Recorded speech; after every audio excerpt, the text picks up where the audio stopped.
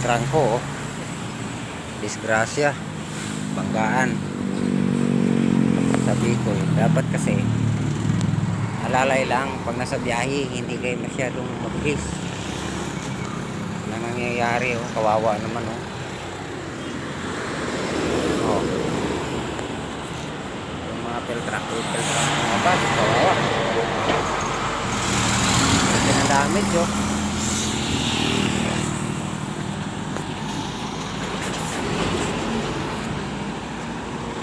Sa Bicol area to. Patay yung driver siguro nito.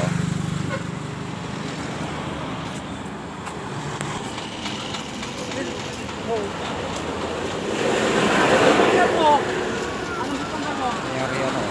Peltrak ko. Ito yung driver ng kapote, oh. Nabuhay. Ito yung nasa likod niya, patay.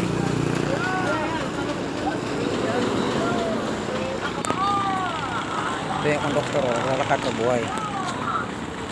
Isa lang patay niya. Kawawa. Dapat kasi alalay lang, aksidente talaga. Ganun talaga yung buhay ng driver. Kawawa yung peltrak ko. Isa ang patay nito.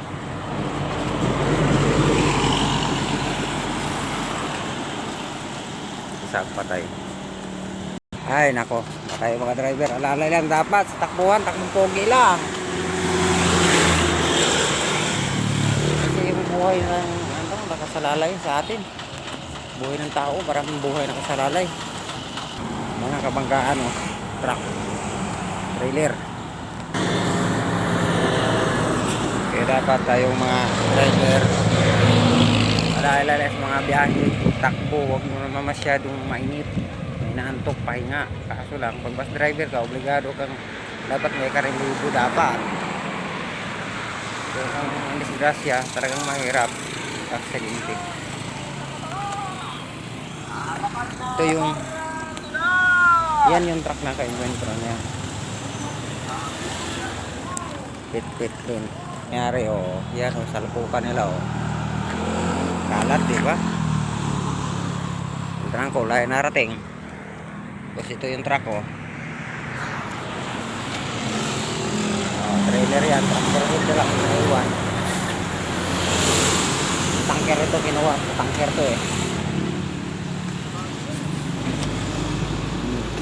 Kira-kira.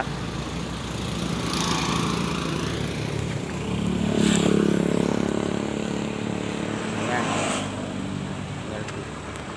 Ayan yung traffic.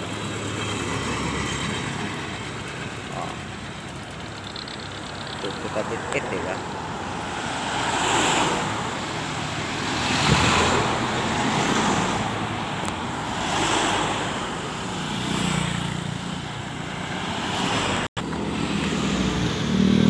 Kawawa, diba?